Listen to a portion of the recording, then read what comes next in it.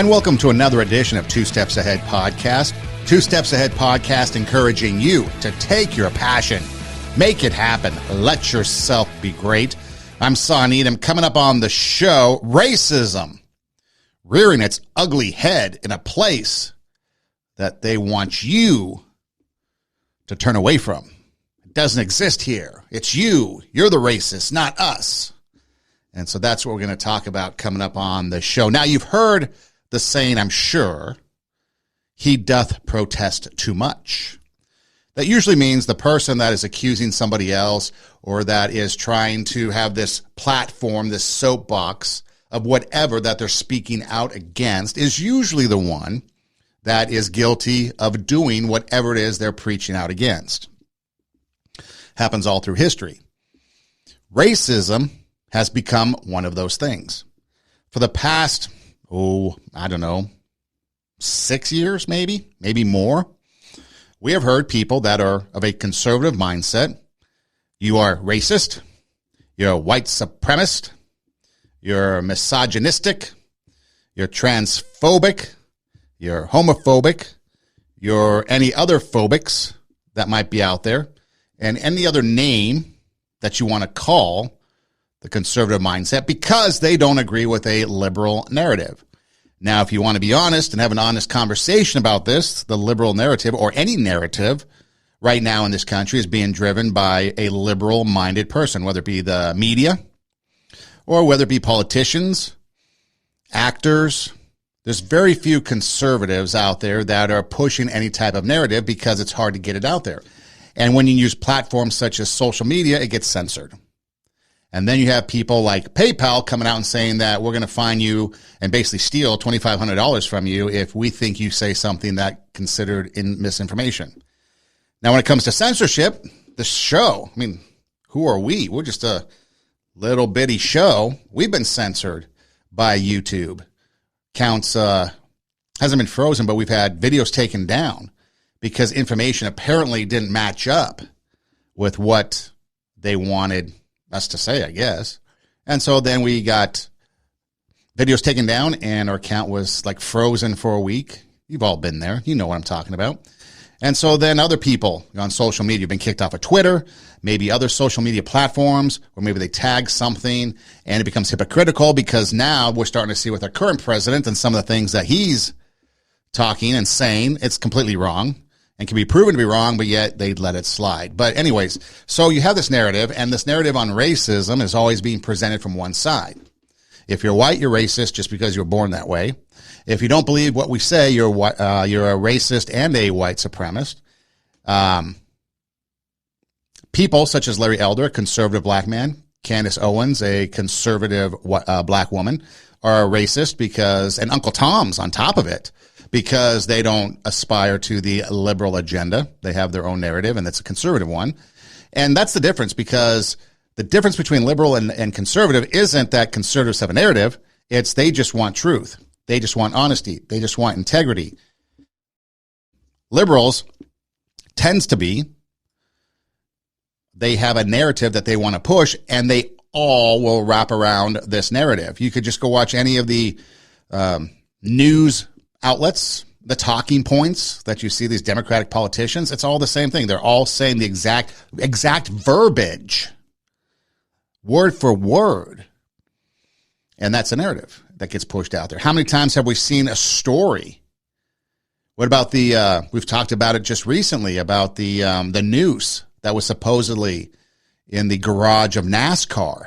FBI came out, and everybody came out. It turned out to be the rope that closes the door. But no, it was racist. NASCAR's racist because we had this noose that somebody hung. Well, what about Jesse Smollett? Everybody ran with that. He was a victim of a hate crime. It turned out fake. He was the one that committed it. Racism. But no, he's not a racist. He's a victim of other people who are racist that drove him to do that. So again, when you have a narrative of racism, it usually comes from the liberal-minded, the Democrats, and that liberal media pushing that you, if you're a conservative or if you don't agree with what they say, you are the racist, the white supremacist, the homophobic, the transphobic, the misogynist, and on and on and on. So, is it surprising when we hear the story coming out of Los Angeles, the city of angels, City Council President Nuri Martinez, Gil Cedillo, Kevin DeLeon, and I believe his name is Ron Herrera. He's like some union activist, labor leader, some guy like that. Well, they are caught on tape making racist comments about the child of another city councilman. So there's another city councilman, Councilman Bonin, who adopted a black child. And so there were some comments made. They were leaked somehow. And now there's a firestorm. And it's coming from the Democratic council people on the LA City Council. And this is what was said. It's like black and brown on this float. And then there's this white guy with this little black kid who's misbehaved. The kid is bouncing off the effing walls on the float, practically tipping it over. There's nothing you can do to control him. Parece changuito. Translation, little monkey. They're raising him like a little white kid, which I was like, this kid needs a beat down. Like, let me take him around the corner and then I'll bring him back. So she basically, in this leaked audio, calls this little black boy a little monkey. Racist. Now, Martinez, Cedillo, and De Leon, they're all Hispanic. Okay, they're not white. They're Hispanic Democrats that have been in politics in California for a while now. And they call this little black boy a monkey. Should that be tolerated? Absolutely not. But were people tolerating it? Well, lick your finger, stick it in the proverbial political wind, see how it's going, and then you react. So the initial steps for Nuri Martinez, who was actually the one speaking, she decides that she's going to resign as president of the city council. She's not going to resign her council seat. She's going to resign as president. Lick the finger, put it in the proverbial political wind. Nope, not good enough. So next step, she goes, okay, I'm going to take a leave of absence. Leave of absence and hope that, well, she called it to reflect and to heal and to get with her constituents and family and try to figure this out. When in reality, she was just trying to dodge the mainstream and try to get out of it, let everything simmer down, and then she'd come back and be like, okay, I'm sorry, and let's go on. That didn't work. Still, the firestorm, the protesting, people marching in Los Angeles, which is good. They should call this out. And then finally, as of now, this particular moment in time that I'm speaking to you, she resigned altogether, stepped away, done. And I hope she's done. She deserves to be done for that. Because how many times have these people called you a racist? I remember back in 2020, Black Lives Matter. You're a racist if you didn't support Black Lives Matter. You were a racist if you said Blue Lives Matter or All Lives Matter. You're a racist because it was all about just Black Lives Mattering at that moment in time. And these people were out there marching, protesting against the white man, against the racists, because they were keeping black people down. But yet here, Nuri Martinez calling a little black boy a monkey. That's terrible. And this is from the same people calling you racist for your beliefs. Now, Gil Cedillo, as of this conversation right now I'm having with you, we haven't heard anything about him, although he lost his reelection bid, so he's going to be kicked out anyways because he lost. That union guy or that representative, Ron Herrera, he resigned his position, whatever that means. It's a non-elected position. And Kevin DeLeon is the only one left standing. He used to be the president of the Senate in California. And now he's a city council person and haven't heard anything as of this moment in time. So the political freefall over those unguarded, were they really unguarded words? It was intent. You can hear the intent. And she says in Spanish, too. Had to be translated. That's why you heard that kind of dubbed a voice, little monkey, because she said in Spanish. And she goes on and on and on. Now, during this conversation, apparently it dealt with a lot of different things, including redistricting. She also used not only calling this little boy a little monkey, she used derogatory language about people in Koreatown. Little, short, dark people in Koreatown were ugly. and using negative terminology, derogatory terminology against people from Mexico, calling them ugly. So her own fellow Mexicans are also ugly. And then George Gascon, who is the district attorney out there, apparently there's some redistricting things going on, and they're arguing whether we should redistrict this way because of blacks or this way because of Latinos. And of course, the 3 members of the Council are Latino, and they wanted more of a Hispanic influence. And so they were like, George Gascon, F that guy, he's with the blacks. And it goes on and on. And so you sit there and you look at this, and it's like, oh, is it just another episode where we look the other way? Or is it something that we have to delve into? Because here's the thing. We are always being told that we need to end racism. You can watch, I believe it's the NFL or maybe the NBA, and you see on the court, you see in the end zone, end racism. End it. But how can we end it when you've got people in leadership that are the racists? They're the ones that are promoting racism. They're the ones that are engaging in that activity. And the only reason why they're sorry is because they get caught. This is leaked audio. How do we know that this wasn't said in other contexts, in other interviews, or in other meetings that they were conducting? This wasn't a one-time thing. This has been going on and on and on. So anytime someone says end racism, you got to start with these people, the political leaders. And that's why I've always said that you cannot solve any issue from the national level or the big picture level, because they're the ones that are guilty of doing this very thing that they're accusing you of doing. That's why it starts at the grassroots level, the neighborhood, the communities. And then hopefully it goes up from there. Now, it's a good thing the residents of LA rose up and these people are out. At least Martinez is. Cedillo, he might just stay and wait for the term to end because he got voted out. And then we wait on Kevin DeLeon. They should keep the pressure on him, because you can't have racist people in office and then step up to the podium and tell us that we need to end racism and we're the racists for whatever our beliefs are, and they're the ones behind closed doors being racist. That's what it comes down to. So she initially said that she takes responsibility for her actions and there's no excuses. I'm sorry. I sincerely apologize to the people I hurt with my words, my colleagues and families, and on and on and on. As someone who believes deeply in the empowerment of communities of color, I recognize my comments undercut that goal. Ask for forgiveness. Okay. On face value, that's great, but does she really mean it? Because she got caught. See, and that's the thing. If you are doing something and you don't have a guilty conscience about what you're doing, you're not sorry. You're sorry you got caught. Because if you do something that's wrong and you know it to be wrong, and you have a guilty conscience about it, now you know it's wrong. You may still go ahead and do it, but that guilty conscience is eating at you like, oh, I shouldn't have done that, or maybe we shouldn't do this. If you think twice about it, that's a guilty conscience. That's the thing that's eating at you. And so you know it's wrong, and there is a little bit of like apologetic behavior or thought in you for doing it. But if you don't have a guilty conscience about it, if you don't have any, oh man, I should never said that. And that's the thing. So this is going on, and not until the audio is leaked that she becomes apologetic. Again, like all politicians, they're sorry they got caught, not because of what they've done. That could happen in a lot of things outside of politics. You're not sorry until you get caught. And then there's times where people say something and immediately they're apologetic for it. They catch themselves because they know that's bad.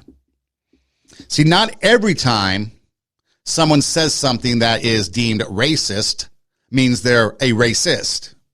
You can say something that is racist in a moment of anger, in a moment of heated anger, whatever.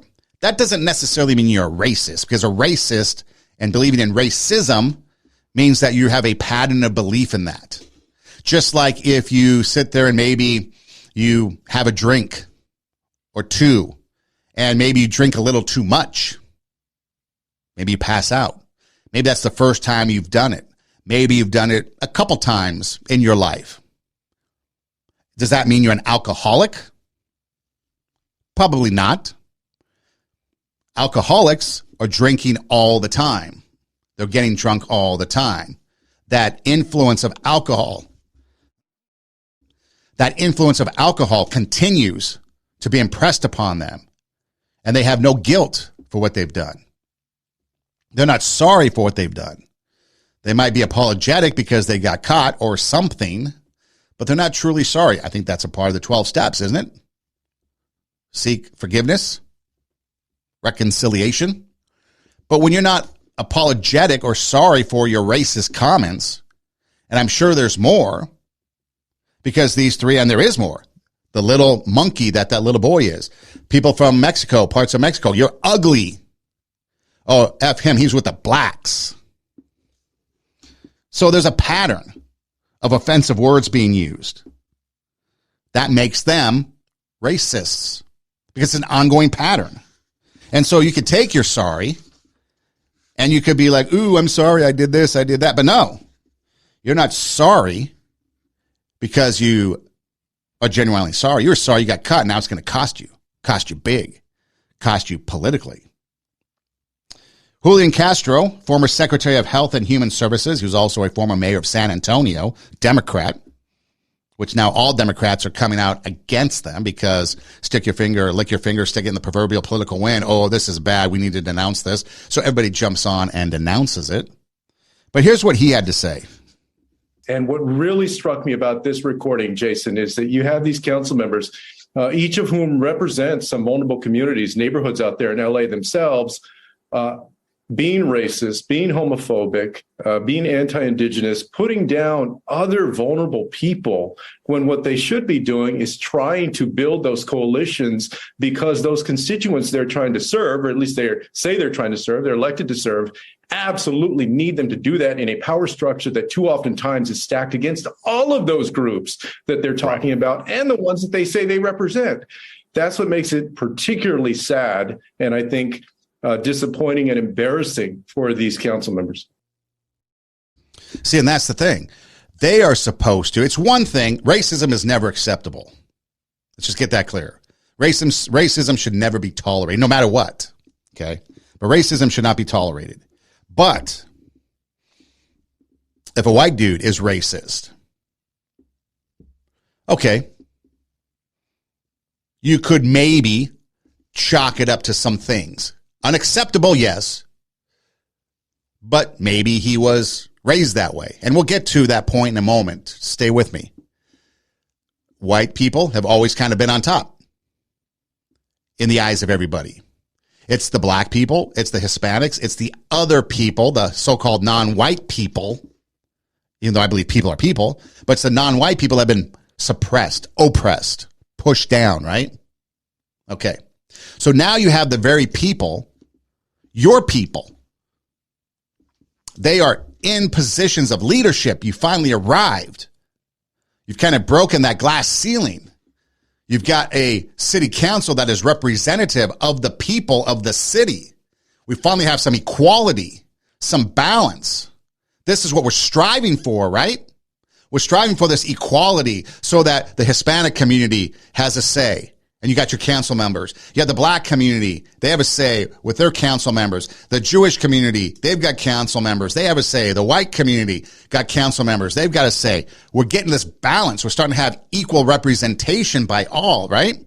And then what happens? You are violated. You are violated by the very people that you sent there to represent you. Like he said, these people that are trying to get a leg up, trying to fight the system to get up there, finally have people in their corner to help them. And what do? They turn around and they hurt them. It would be like someone who is trying to rescue sex trafficking people. You rescue them from sex trafficking, but then you turn around and you violate them sexually.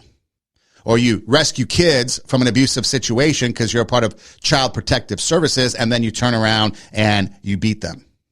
Or you're the Catholic Church and you molest boys. That's a fact. Go look it up. Or you're the Boy Scouts, and you might do the same thing. That's a gross violation because the trust has been put into you to do something to help us collectively rise above all this other stuff that the mainstream, that the narrative is. We are oppressed. We are pushed down. We've got to try to get equal representation. We want a voice. We want to rise up. And then all of a sudden now it's like the people that got elected into office by you the representative of the people, by the people, for the people, are now the ones that are hurting you because they're the ones making racist statements about the other community. So now you have, and there's always been, especially in a place like Los Angeles, there's always been racial tension. It might not always be on the forefront.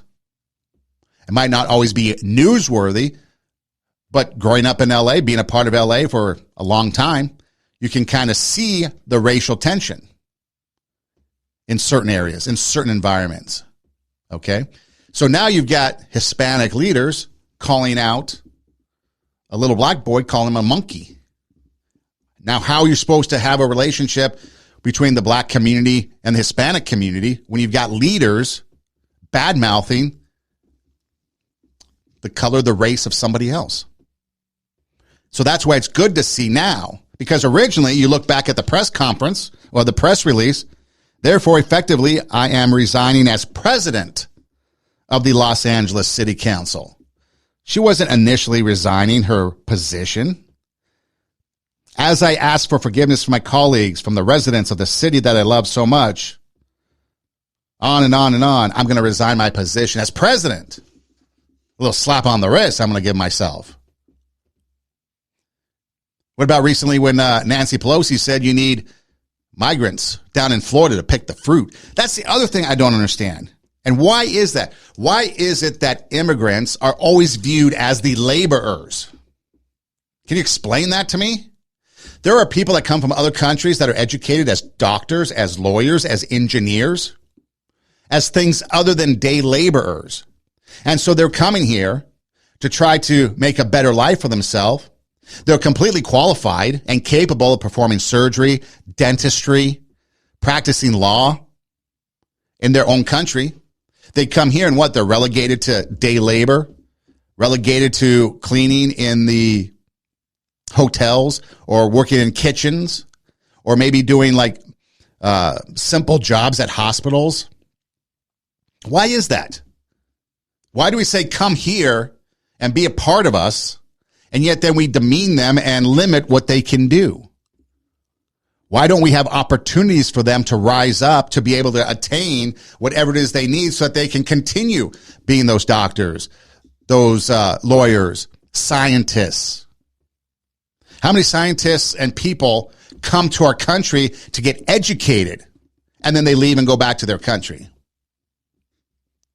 So why can't they come here and be those doctors, those lawyers, those scientists, those businessmen? Why do we limit them to picking crop in Florida or being day laborers? They're capable of being much more if we take the lid off of them, we take that ceiling off of them. Just like women. Women wanted to break that glass ceiling, right? We talked about it in our last episode. Women wanted to break that glass ceiling. And so we try to promote women because we've been keeping them down way too long, right? And then it was race. We got to include other people of race, try to bring them up as well so that it's an equal playing field. But yet immigrants, no, they can come in because we may want them as a voting base, but you're limited to menial jobs. Ask around. Talk to people. It's not a secret. You don't have to rely on the news or the internet. Just talk to people, and they will tell you what's going on. You want an example of talking to people? Okay. You've heard of the term Latinx, right? Also, there's the hyphenated American, right? African American. So we have to refer to them as African American because that's what they want, right? Ask anybody. I just had a conversation the other night. It was me. It was a black guy, adults. It was Dominican. She was a lady from the Dominican Republic and a lady from Mexico. White, black, and then varying degrees of Hispanic. Okay? We're all having this conversation. And in this conversation, we're asking questions and we're talking. And basically, I'm the one asking the questions because I'm trying to find out more about them. I'm curious. I like to know. People who know me realize that or know that I like to have conversations and ask people and ask the tough questions because I want to know. And so I asked the black guy, hey, are you black or are you African American? He's like, man, I'm black. In fact, he didn't really care either way, as long as you addressed him with respect. back in 2020 when BLM was running amok. Did a couple interviews with some former students, Dan West and Brandon Wade, black guys. Asked them, are you black or are you African American? And Daniel made the comment, he's like, well, I don't view myself as a black person. I view myself as a person who happens to be black. And as long as you address me respectfully, I can be African American or I could be black. And that's what it comes down to. Brandon Wade was pretty much a similar situation. Treat people with respect regardless of color, because people aren't a black person, a brown person, a white person, a whatever person. They are a person who just happens to be ... But we get away from that. And we have to have this political ideology about racism and this political ideology about race. What's the only entity that asks for your race? Usually something of a governmental paperwork, something government. What's your race? I can't remember the last time I filled out a job application that asked me my race. But on these applications, they do. Now, they still may do in certain areas. I might not just be looking for the jobs that necessarily require that. But why do we need to know somebody's race on a job application? Does it really matter what the race is? If you're looking at this entire resume, oh, this is a good resume. Person has a lot of experience. Person has a lot of expertise in the area that we want to hire this person. This is great. Top of the class. We're going to hire this person. Oh, wait, race. No, can't do it. Well, now you are racist. Because race should not matter. Gender really shouldn't matter. Now, again, there might be some cases where we have to pay attention to race. Son, what do you mean? Well, think about it. There are some religions out there that require certain things of the people that practice those religions. So you might need a female doctor, a male doctor, a female whatever, a male whatever to fill that role, because there are certain religions that require certain things and prohibit things such as maybe male-female interaction unless it's your spouse, your husband, your wife. And so you have to be considerate of that. But take those exceptions. Okay. A resume should be a resume. Why do we need to know race? The other thing, too, is that I'm debating whether or not to play it because I really don't want to make it political. But it's always like, why does hate always come from one side? You know, why is hate and violence being preached from one side? We talk about those that protest too much are the ones usually the ones committing the act. Well, here's a montage from the Democratic Party calling for violence against people. I just don't even know why there aren't uprisings all over the country. Maybe there will be. There needs to be unrest in the streets for as long as there's unrest in our lives. You got to be ready to throw a punch. You have to be ready to throw a punch. Donald Trump, I think you need to go back and punch him in the face. That I thought he should have punched him in the face. I feel like punching him. I'd like to take him behind the gym if I were in high school. If we were in high school, I'd take him behind the gym and beat the hell out of him. No, I wish we were in high school. I could take him behind the gym. I will go and take Trump out tonight. Take him out now. When was the last time an actor assassinated a president? They're still going to have to go out and put a bullet in Donald Trump. Show me where it says that protests are supposed to be polite and peaceful. And you push back on them, and you tell them they're not welcome anymore, anywhere. I have thought an awful lot about blowing up the White House. Please, get up in the face of some Congress people. People will do what they do. I want to tell you, Gorsuch, I want to tell you, Kavanaugh, you have released the whirlwind, and you will pay the price. We're going to go in there, we're going to... This is just a warning to you Trumpers. Be careful. Walk lightly. And for those of you who are soldiers, make them pay. If you had to be stuck in an elevator with either President Trump, Mike Pence, or Jeff Sessions, who would it be? Does one of us have to come out alive? And she laughs about it. Get up in the face of a congressperson. Yeah, it's about time we get into the face of these Congress people. Vote them out. Start there. Because, again, how are we going to end racism if we've got people on city council being racist? How are we going to end violence if we continue to have people calling for violence? We heard about assassinating the president. How many of you were, was it Team Johnny or Team Depp during that civil lawsuit with Amanda Heard? You guys were all for Johnny Depp. There he's just calling about assassinating the president. And yet you celebrate him. Why? That should be condoned. Violence against somebody. Punch in the face, punch in the face, punch in the face. Push back. Make them pay. How about Chuck Schumer calling out Gorsuch, Kavanaugh? And then what happened? There was an assassination attempt that was put into play by somebody that heard that and wanted to act upon it. You can't be having people in leadership doing this type of thing and getting away with it, because then they turn around and they accuse you of doing it. It's unbelievable. And you guys will sit there and you guys will continue to support these people because you have a political ideology that lowers your standard, does not bring out your inner greatness. You sit there and you continue to support this behavior. Let's take a look at Black Lives Matter. $80 million raised. Where's the money? That's the big question that people are starting to ask. Where's the money? Where's the money?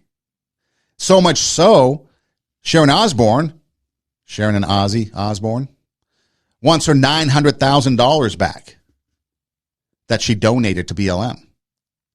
They did nothing with it. Where is it? Cities are still burned down. Things have not been rebuilt. And yet people are telling us that we need to end racism. We need to end the violence. We need to promote equality. And yet they're the ones not doing that. The reason why people go to Congress and want to be in office is because of it. Because it's the oligarchy of America. You go there to become rich. Remember when AOC first got elected a couple years ago? She was bitching about how she couldn't afford rent. Go look what she's worth now. You go to Congress, become a millionaire. You get exempt from all the rules and all the legislation that you enact upon other people. Happened under Obamacare, the Cadillac insurances that the sitting members of Congress had at the time. They wrote an exemption for themselves so they can keep their insurance. If they like their doctor, they can keep their doctor. One of the biggest lies ever told. Much like I did not have sex with that woman, Miss Lewinsky. And that's where I think it started. People started to tolerate lies at that moment for political ideology, for a political agenda. And from that moment on, it was a game changer. Lies became okay in the mainstream. Prior to that, they weren't. Even back in the day before cable, when you just had the nightly news on CBS, NBC, and ABC, and maybe the PBS NewsHour with Jim Leurer, whatever that guy's name was. Lying wasn't tolerated up until that point. Once Clinton made that statement and it was accepted, it was a game changer. Lying became the new norm, as they say it. So can black people be racist? Or is it just white people? Here's a man on the street. Can black people be racist? This is Veronica Wells from MadameNoir.com, and today's Madame on the Street question is, can black people be racist? Of course they can. Anyone can be racist. But what bothers me is when people are racist against their own kind. You know, so to me, that's the biggest form of racism. When you don't want to date your own race, you only want to date outside your race, or you feel that your race is clearly beneath you. You know what I'm saying? And there's some people that's like that. They don't like blacks is too dark or blacks is too light, and they discriminate. Yes, they can be racist. Due to the fact that white people was racist first, that's why black people are racist. They taught us racism. They taught us separation. I mean, not racist, but like maybe we can be stereotypical. Just I don't know, because I am. Sometimes I'm not even going to lie. Why? Why is she? Why can black people be racist? Because anybody is racist. Like, anybody in the world could be racist. It don't matter black or white. It's just if you don't have the knowledge, you racist. Like, you judge people, you f***ing racist. Just chill out. They can be very racist sometimes because, like, some of my friends, they just say, they stereotype, like, Spanish people and white people. They can be because we're stereotypical too.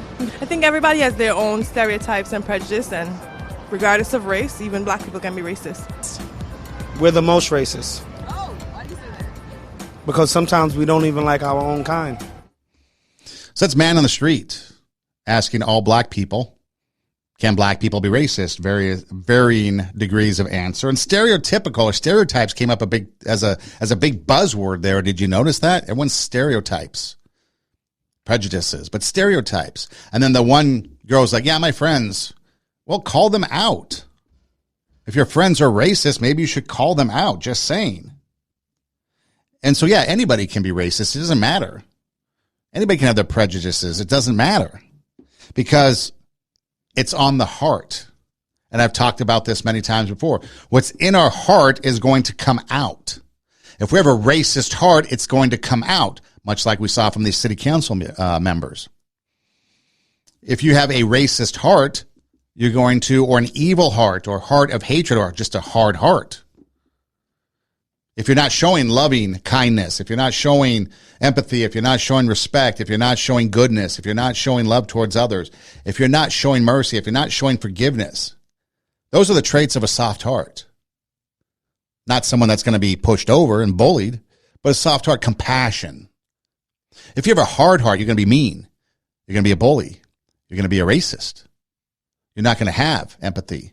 You're not going to care what the other person thinks when you say whatever it is you say. When you call somebody's son a little monkey and you have no guilt, no regret for saying that.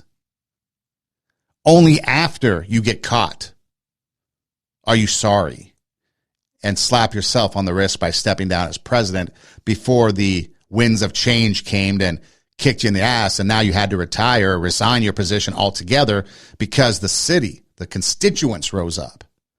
And that's the thing people don't understand. Constituency, parents, the people, we the people have the power. All we have to do is take it back. Take it back in the voting booth. Take it back and letting them know that what they're doing is wrong. Racism is wrong, and it starts with you at the top, city council. Elected officials, stop being racist. Stop making us as the ones that are racist when you are the ones. Now, I bring up a couple times. Red Barber. Red Barber was the Dodgers play-by-play announcer when Jackie Robinson broke into Major League Baseball. Okay, you might not think that's a big deal, but there's a couple things. I want to play the clip again. Played it a couple times recently, but I want to play it again because I want you to hear a couple of things. Okay, he comes from Mississippi. Okay. Mississippi and probably Alabama were the heartbeat of racism in America. I mean, bad stuff. Lynchings. Obviously, you had the slavery, roots in slavery.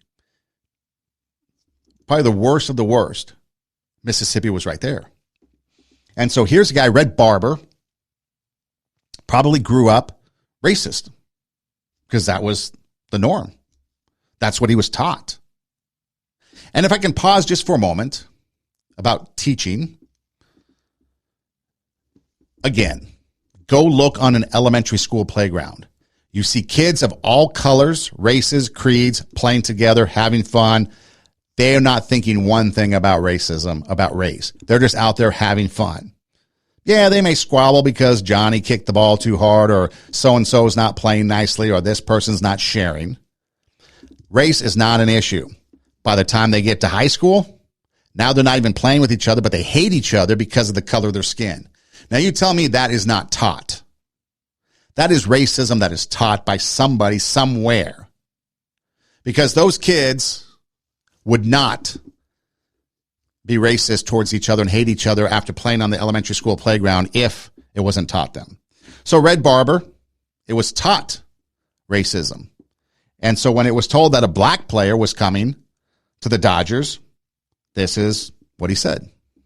Of course, it was a shock to me when Mr. Rickey told me in confidence that he was going to bring a black player. He told me this before he ever knew Robinson was coming. He told me this in March of 1945. And he didn't come in touch with Robinson himself until late that year. But I knew Mr. Rickey, when he said he was going to do something, he was going to do it. And I had to examine myself. Because Mr. Rickey gave me time to either make up my mind to broadcast properly through a very stormy period or quit. And my first reaction was, when I came home, told Lala, that I said, I'm going to quit. I don't think I can go through with this. And she said, well, very wise woman. She said, you don't have to quit right now. Let's have a martini. And I began to think about it as the days went by. And I had to understand that it was by chance that I was born white. I could have been born black. I could have been born to any parents, any place, any time. Judge Landis was not dead. And as I wrestled with myself, I heard the voice from the grave saying, report. Report. So here he had to make up his mind, make a decision as to whether or not I'm going to report and report properly during a stormy period. Did you hear that? Report properly.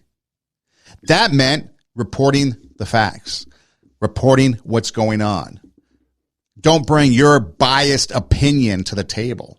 And because he did that, even though Jackie Robinson had a hard time, but because he did that, he reported properly and wasn't racist towards Jackie Robinson, the listeners accepted Jackie Robinson. Now, again, it wasn't easy. It wasn't immediate. It was a rough go all the way around. But he helped just by checking himself and then realizing that maybe the thoughts and the beliefs and the opinions that I've held all these years, maybe they were wrong.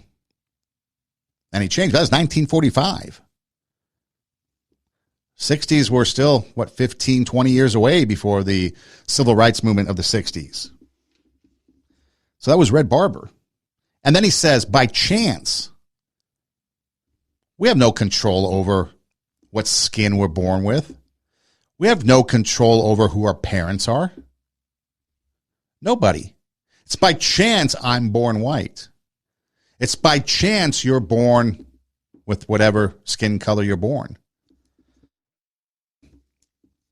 And so we have to check ourselves. Maybe we have to have that proverbial martini and think about what am I doing? Am I right? Am I wrong? Are my thoughts and opinions right or wrong? How should I think about this? Do Black lives matter? Absolutely. Do blue lives matter? Absolutely. Do all lives matter? Absolutely. Do baby lives matter? Absolutely. But yet we sit there and we try to maneuver the political game or maneuver our friends, the social circle, so that we can still maintain our friendships with people that might think differently. Play all these games. All it should really matter is have your martini, check yourself, and decide on your heart what's coming out. And then act accordingly. And then own up to it. If you're a racist, own up to it. You're wrong, but own up to it. Don't be a phony. Don't be a fake. Own up to it. And if you can't own up and be true to your true feelings, your true convictions, then maybe you need to check yourself. Now, we did a show. It was episode 92. So if you go to our website, radiowarp.com, that's radio, W-A-R-P, radiowarp.com, and you click on the Two Steps Ahead podcast logo, it takes you to the page that has the shows on it. There's the SoundCloud section with our audio portion, and there's a video, and you can click the video, and it takes us to our Rumble page or our YouTube page, whatever it is. We have Rumble and YouTube because YouTube censors, Rumble doesn't. Anyway, so it takes you to a page so you can see the videos. And so if you scroll through, or if you go to our Instagram page at TWO, Two Steps Ahead Podcast, you click the Linktree link in the bio. And again, you get to the SoundCloud or the YouTube or the Rumble. And scroll to 92, episode 92. This current episode that we're on is episode 140. Yay, we made it. But go back to 192. The title is What Causes Our Country to Be So Divided? Episode 92, What Causes Our Country to Be So Divided? Now, in that episode, we go into detail what I'm about to mention. Okay. So Jane Elliott did an experiment. Okay. It was the night Martin Luther King Jr. was assassinated, and she's sitting there and she's watching the nightly news. And as these white announcers are talking and reporting on it, they would have these black people come on to talk. And they would say terms like, now who's going to be your leader? Who's going to be your spokesperson? Who's going to be your, and kept referring them as your. And she thought that was very odd and thought it was really wrong because it should be our, collectively. So she's been fighting racism way back when, I think it's been, 50, 55 years now. So she does this experiment the next day. Okay. She's in Iowa, small town Iowa, completely white. And she takes the class and divides them up into blue-eyed kids and green-eyed kids or brown-eyed kids.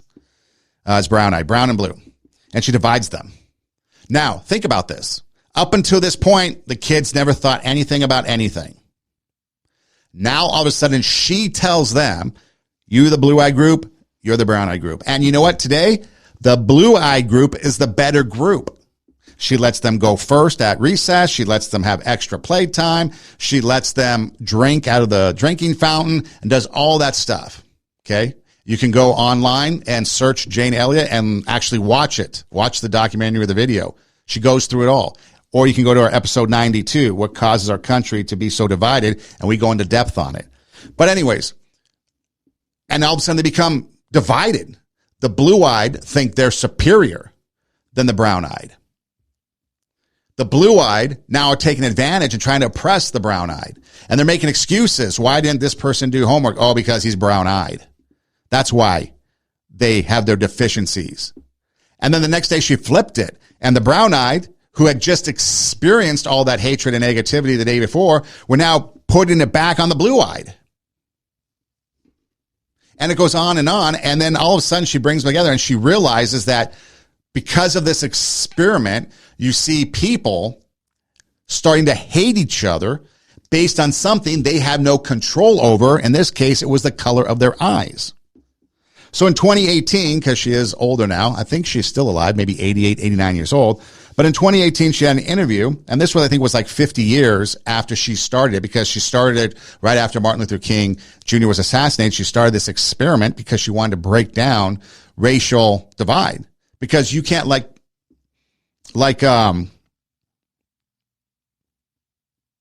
Red Barber said, by chance I am born with white skin. By chance I am born with black skin. By chance I am born with blue eyes. By chance I am born with brown eyes.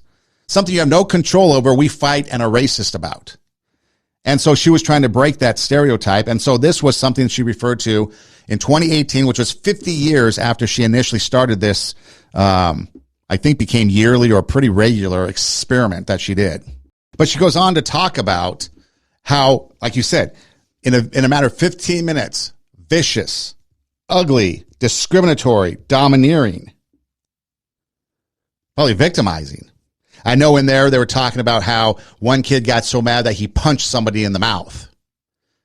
There was another one that talked about, like I said, the homework. Because he's brown-eyed or blue-eyed, he didn't get his work done. The weaker side became timid, weak, frustrated, angry.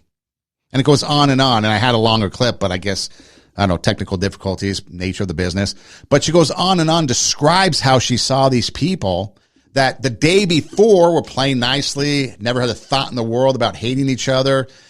All this, and they're all white. It's all white people. But because she made a distinction on the color of their eyes and made one superior, her narrative is this group with this eye color is superior. They rose to that and became nasty, ugly, vicious, mean. And they were domineering over this side, which became weak, timid, fragile, frightened over eye color. Now think about the history of this country with skin color and how the narrative continues to this day,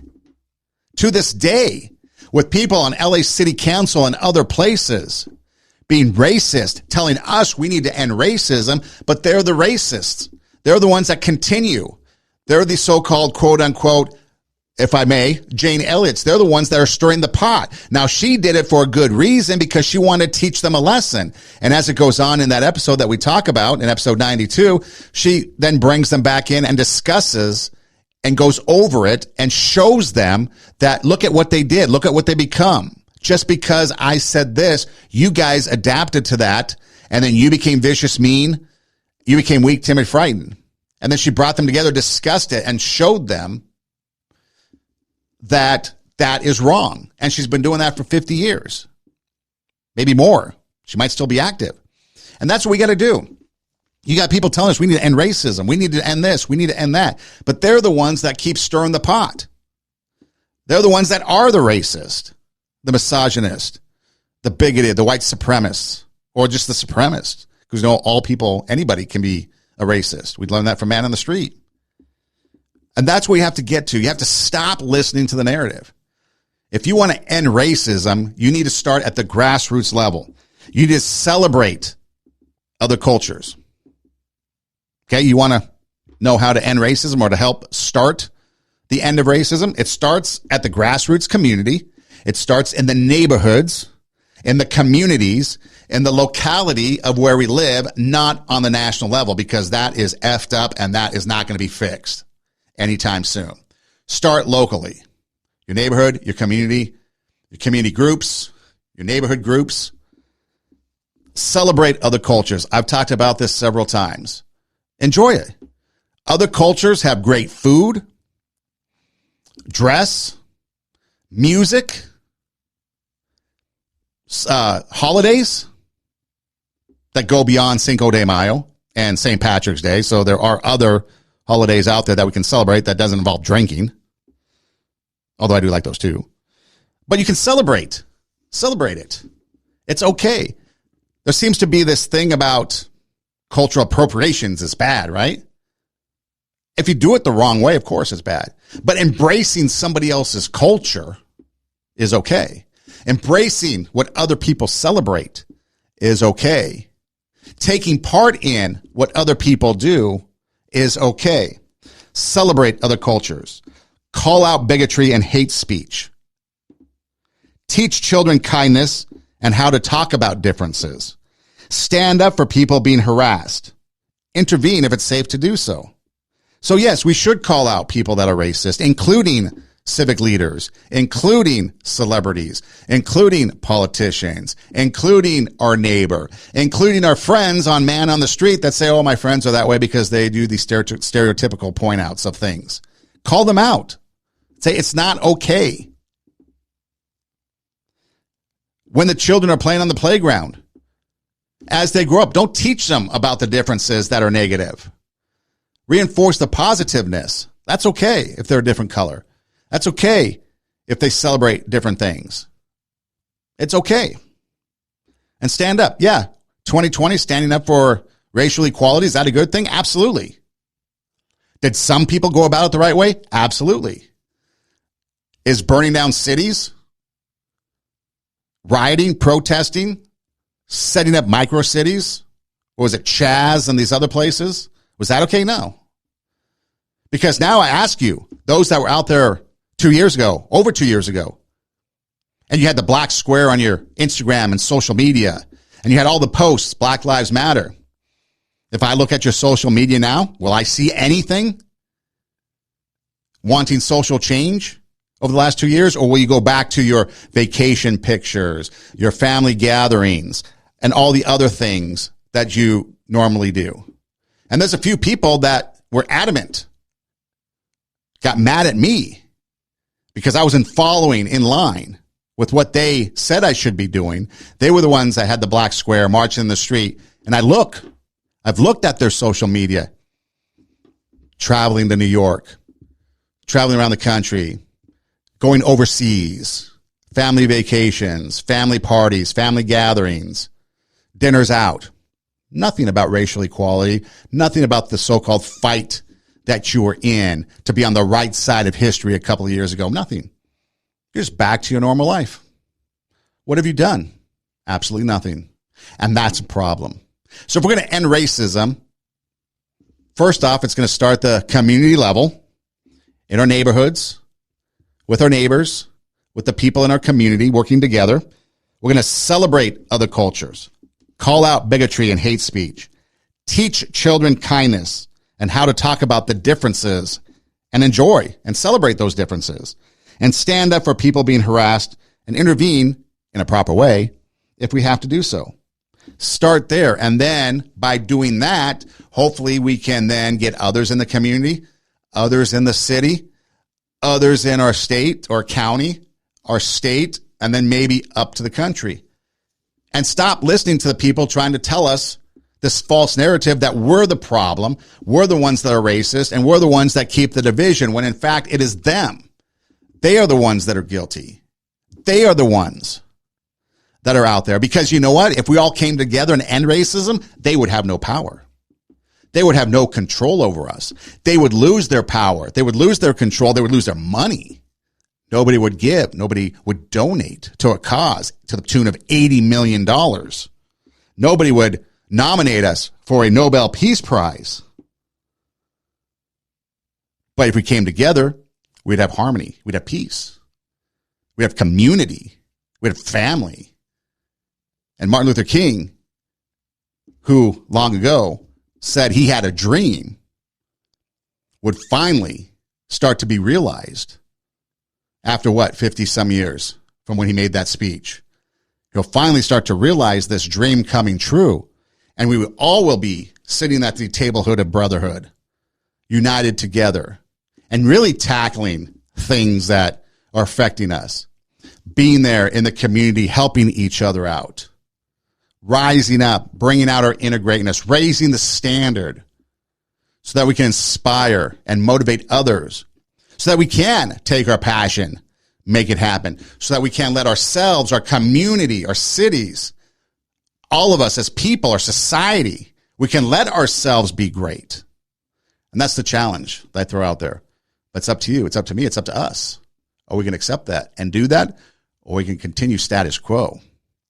This is Two Steps Ahead Podcast, encouraging you to take your passion, make it happen, let yourself be great. Our website, radiowarp.com. That's radio, W-A-R-P. Click the Two Steps Ahead Podcast logo, and our shows are there. Our Instagram, TWO, Two Steps Ahead Podcast. Click the Linktree link in the bio, and all of our places show up there as well, YouTube, SoundCloud, and so on. And then also just listen anywhere you listen to podcasts, or just internet search TWO, Two Steps Ahead Podcast, and we pop up. Hey, thanks for listening. Do tell a friend, and until next time, God bless.